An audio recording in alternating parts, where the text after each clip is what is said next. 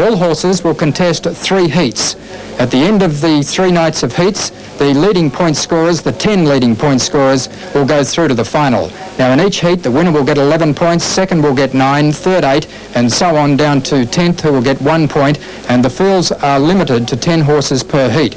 Now there will be a change to the format on Wednesday night, when there will only be 6 horses in each heat. They're the heats over the flying mile that I mentioned earlier. But the same format will apply, so the 6th and final horse in each heat will in fact get 5 points. The same format, but in an abbreviated form. Well, that brings us to the first heat of the 1984 Interdominion Championship, and it was in this heat that we were going to have our first look at the New Zealand champion Enterprise. Enterprise won the Auckland Cup just 8 days ago, and he arrived here on Thursday after enduring a 28-hour trip to get from Auckland to Adelaide. So obviously there was going to be a lot of interest in how he would come up in this first race. The favourite for the first event was the Victorian Thor Lobell, a stablemate of the injured champion Popular Arm. With the withdrawal of the first 2 horses, the 2 emergencies, Treat Me Right and Glenlee Hanover, Out for Glory from New South Wales took the coveted pole position. Out for Glory is one of 3 horses that Brian Hancock has in this series. Our commentator and analyst throughout the course of the championship will be George Griljasic.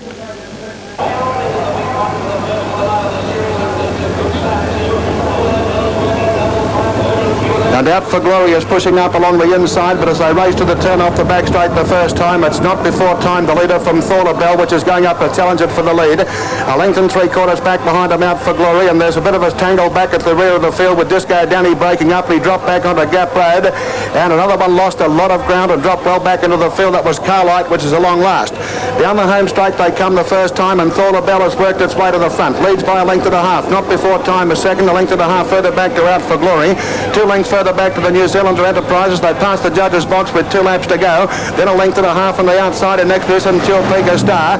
Along the inside rail in next spot, then moving up as the Rattler, followed by Society Guy on the outside of Disco Danny. Second last on the outside is Gap Road, and Carlight on the inside is last. They go over towards the back straight now with about 1,500 metres left to run, and Thor Lobell in front for Vin Knight. The pace is not very fast. Leads by a length and a quarter from Not Before Time, and a length and a quarter further back on the inside to Out for Glory.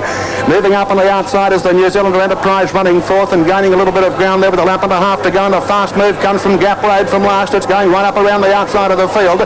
Just back behind centre field is Chilpega Star racing 1 wide on the outside there of the Rattler, and they were followed further back by Society Guy, Disco Danny, and Carlight is last.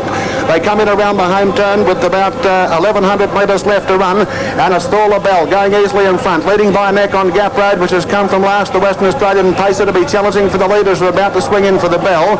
Down on the inside is Not Before Time racing third, just in front of Enterprise, now getting a good trail as they come in and get the bell. Out for Glory is boxed up on the inside. Chilpega Star's hooking 3 wide, pushing up between horses Society Guy, right off the track on the outside, Disco Danny, and back behind him next is the Rattler, second last, and 2 lengths further back to Carlight.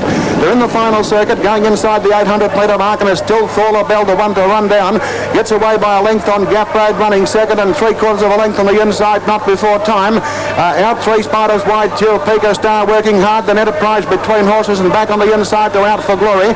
Out 3 wide is Disco Danny, and they were followed further back in the field by Society Guy. The Rattlers 3 wide, and still last is Carlight as they go down the back straight. 450 metres left to run, and Thor Lobell still defies running down. Leads by a neck on Gap Road, which is running a big race on the outside. Has gone up to join the Victorian Pacers. They come around the bend with 350 to go.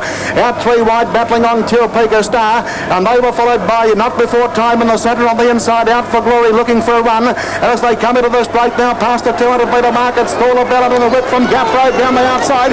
Gap Road has raced up to put his head in front. Thor Lobell is battling back on the inside. Gap Road and Thor Lobell, they go down the line. It's going to be close, but Gap Road on the outside has got it by about a head from Thor Lobell. About 3 lengths back behind them is Out for Glory, followed by Society Guy on the inside. Wider out on the track was Not Before Time from Chilpega Star. Enterprise on the extreme outside, and further back Carlight, followed by Disco Danny, and the Rattler is last to finish. Well, a very exciting finish to the first qualifying division there, albeit that it was a two-horse race for the last lap and a half.